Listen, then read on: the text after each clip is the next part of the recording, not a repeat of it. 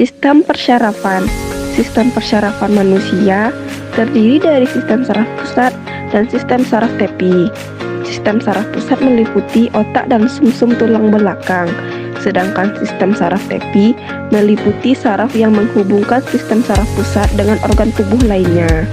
Sistem saraf berfungsi untuk mengatur dan mengkoordinasikan aktivitas tubuh, serta menerima dan merespon rangsangan dari lingkungan. Selanjutnya ada struktur otak. Otak terdiri dari beberapa bagian utama. Yang pertama, otak besar atau cerebrum, terbagi menjadi dua belahan, yaitu hemisfer kiri dan kanan, yang berfungsi sebagai tanggung jawab untuk proses berpikir. Yang kedua, ada otak kecil atau cerebellum, yaitu berfungsi mengatur keseimbangan. Yang ketiga, ada batang otak atau brainstem, yang terdiri dari medulla oblongata, pons, dan midbrain, yang berfungsi untuk menghubungkan otak dengan sumsum tulang belakang dan mengatur fungsi vital seperti pernapasan dan detak jantung. Selanjutnya ada lobus otak. Otak besar terbagi menjadi 4 lobus utama, masing-masing dengan fungsi yang berbeda. Yang pertama ada lobus frontal, berfungsi mengatur kognitif seperti berpikir. Yang kedua ada lobus parietal, berfungsi sebagai mengatur sensasi tubuh. Yang ketiga ada lobus temporal, berfungsi sebagai pendengaran. Dan yang keempat ada lobus occipital, yaitu berfungsi sebagai pengatur penglihatan dan pemrosesan visual. Ada 12 pasang saraf kranial. Saraf kranial adalah saraf yang berasal dari otak dan bertanggung jawab untuk berfungsi sensorik dan motorik kepala dan leher. Berikut ada 12 pasang saraf kranial. Yang pertama, saraf olfaktori. Yang kedua, saraf optik. Yang ketiga, saraf okumulator. Yang keempat, saraf troklear. Yang kelima, saraf trigeminal. Yang keenam, saraf obducens. Yang ketujuh, saraf fasis. Yang ke-8 saraf vestibulocochlear. Yang ke-9 saraf glossopharyngeal. Yang ke-10 saraf vagus. Yang ke-11 saraf aksesoris. Dan yang ke-12 adalah saraf hipoglosal, yang berfungsi sebagai mengontrol gerakan lidah. Selanjutnya ada mekanisme refleks. Refleks adalah respon otomatis terhadap rangsangan tanpa memerlukan pemikiran sadar. Mekanisme refleks melibatkan jalur refleks yang terdiri dari rangsangan, saraf sensorik, pusat refleks, dan saraf motorik. Sistem endokrin. Sistem endokrin adalah sistem yang mengatur berbagai fungsi tubuh melalui sekresi hormon. Hormon merupakan senyawa kimia yang diproduksi oleh kelenjar endokrin dan dibawa oleh darah ke organ atau jaringan target untuk mempengaruhi berbagai proses fisiologis. Sistem ini bekerja secara lambat namun memiliki pengaruh yang panjang dan luas terhadap tubuh. Selanjutnya, organ penghasil hormon dan hormon yang dihasilkan. Berikut ada beberapa organ atau kelenjar utama dalam sistem endokrin beserta hormon yang dihasilkannya. Yang pertama ada kelenjar hipotalamus. Kelenjar ini menghasilkan hormon antidiuretik dan oksitosin. Yang kedua ada kelenjar pituitari yang menghasilkan hormon pertumbuhan. Selanjutnya ada kelenjar tiroid. Kelenjar tiroid ini menghasilkan hormon tiroksin dan tridotironi. Selanjutnya kelenjar paratiroid. Kelenjar ini menghasilkan hormon parathormon. Selanjutnya kelenjar adrenal atau kelenjar ginjal. Kelenjar ini menghasilkan hormon adrenalin dan non-adrenalin. Selanjutnya ada kelenjar pineal. Kelenjar ini menghasilkan hormon melatonin. Selanjutnya, fungsi sistem endokrin. Sistem endokrin berperan dalam mengatur berbagai fungsi tubuh termasuk metabolisme, pertumbuhan dan perkembangan, reproduksi, keseimbangan elektrolit dan cairan, respon terhadap stres. Sistem reproduksi. Sistem reproduksi merupakan sistem yang bertujuan untuk menghasilkan keturunan. Organ reproduksi terbagi menjadi dua, yaitu organ reproduksi pria dan wanita. Organ reproduksi pria terbagi menjadi 5. Yang pertama testis. Testis merupakan tempat memproduksi sperma dan hormon testosteron. Yang kedua ada epididymis, yaitu tempat penyimpanan dan pematangan sperma.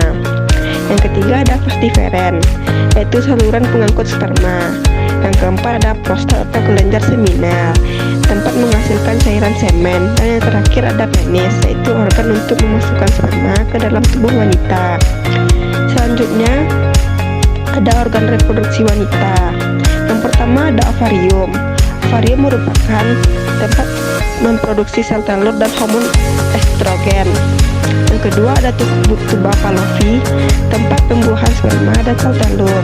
Yang ketiga ada rahim, yaitu tempat perkembangan janin. Yang keempat ada cervix, tempat menghubungkan rahim dengan vagina. Dan terakhir ada vagina, yaitu saluran untuk berhubungan seksual dan kelahiran bayi. Sistem perkemihan. Sistem perkemihan merupakan sistem yang berfungsi untuk mengeluarkan limbah berupa urin dari tubuh, serta menjaga keseimbangan cairan dan elektrolit tubuh. Selanjutnya, anatomi organ perkemihan.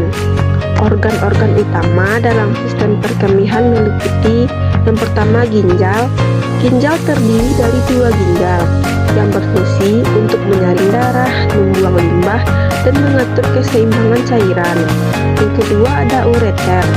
Ureter merupakan saluran yang membawa urin dari ginjal ke kandung kemih. Yang ketiga ada kandung kemih, yaitu tempat penyimpanan sementara urin sebelum dikeluarkan. Dan yang terakhir ada uretra, yaitu saluran yang mengalirkan urin dari kandung kemih keluar dari tubuh. Selanjutnya ada fungsi organ perkemihan. Yang pertama ginjal. Ginjal berfungsi sebagai penyaring darah untuk mengeluarkan limbah, mengatur volume dan komposisi cairan tubuh, serta memproduksi hormon yang mengatur tekanan darah dan produksi sel darah merah.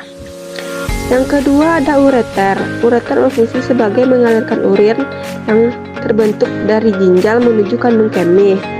Yang ketiga ada kandung kemih, yaitu menyimpan urin sementara sampai penuh dan siap dikeluarkan. Dan yang terakhir ada uretra. Uretra berfungsi sebagai tempat pengeluaran urin dari tubuh saat buang air kecil. Sistem pernafasan. Sistem pernafasan merupakan sistem yang berfungsi untuk mengambil oksigen dan mengeluarkan karbon dioksida melalui proses pertukaran gas di paru-paru. Selanjutnya ada anatomi organ pernafasan. Antara lain ada hidung, faring dan laring, trakea dan bronkus, paru-paru, alveolus, diafragma. Berikut fungsi organ pernafasan. Yang pertama hidung, yaitu tempat menyaring udara. Yang kedua ada paru-paru dan alveolus, yaitu tempat pertukaran oksigen dan karbon dioksida. Dan terakhir ada diafragma, yaitu tempat mengatur volume paru-paru saat bernafas. Sistem muskuloskeletal.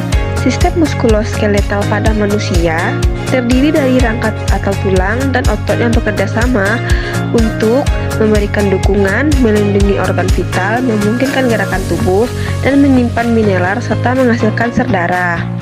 Selanjutnya ada rangka manusia. Rangka manusia memiliki fungsi untuk memberikan bentuk dan struktur tubuh, melindungi organ dalam seperti otak, jantung, dan paru-paru, serta menyimpan mineral seperti kalsium dan menghasilkan sel darah dari sumsum tulang. Struktur tulang terdiri dari 200 tulang yang terbagi menjadi yang pertama adalah rangka aksial. Rangka aksial terdiri dari tengkorak, tulang belakang, dan tulang dada. Yang kedua adalah rangka apendikular. Rangka ini terdiri dari tulang-tulang pada anggota tubuh seperti lengan, kaki, panggul, dan bahu. Selanjutnya ada otot manusia. Otot manusia berfungsi untuk menghasilkan gerakan, menjaga postur tubuh, serta menghasilkan panas untuk menjaga suhu tubuh. Adapun jenis-jenis otot. Yang pertama otot rangka. Otot rangka menghubungkan tulang dengan tendon dan memungkinkan gerakan tubuh yang sadar atau volunteer. Yang kedua ada otot jantung. Otot jantung ditemukan di jantung dan berfungsi untuk memompa darah secara otomatis. Dan yang terakhir ada otot polos. Otot polos ditemukan di organ internal dan pembuluh darah yang berfungsi untuk penggerakan tak sadar seperti penggerakan makanan dalam saluran pencernaan. Sistem integumen. Sistem integumen ini terdiri dari kulit dan struktur lainnya seperti rambut, kuku, dan kelenjar keringat.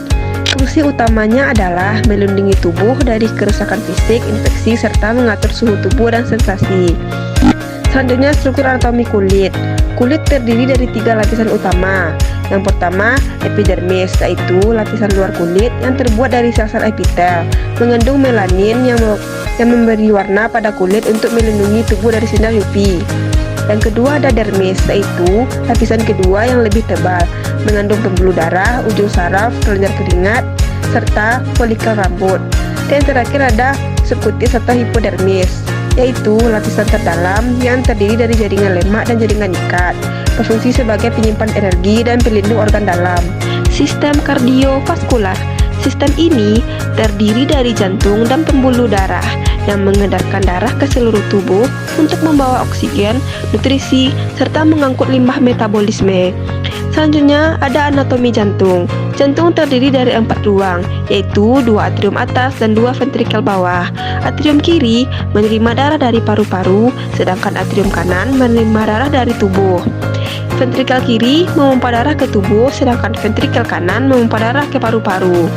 Katup jantung memastikan darah mengalir satu arah. Selanjutnya, sistem peredaran darah.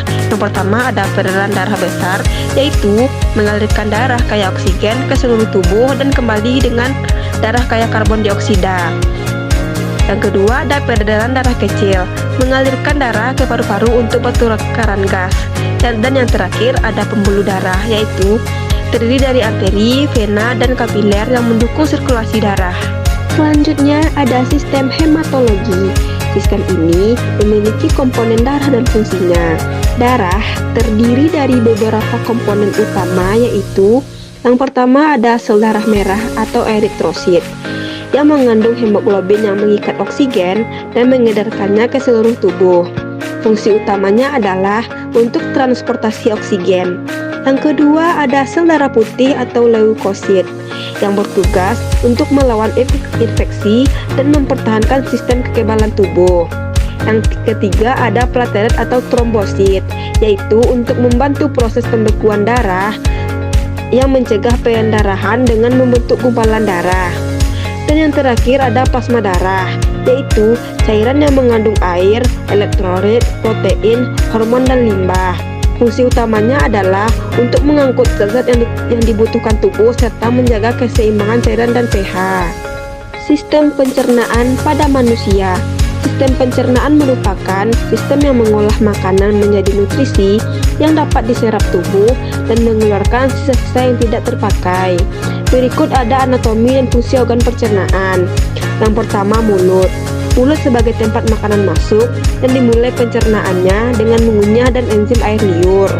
Yang kedua ada kerongkongan, yaitu tempat mengalirkan makanan ke lambung. Yang ketiga ada lambung, yaitu tempat menghancurkan makanan lebih lanjut dengan asam dan enzim. Dan yang keempat ada usus halus, yaitu tempat menyerap nutrisi dari makanan yang dicerna.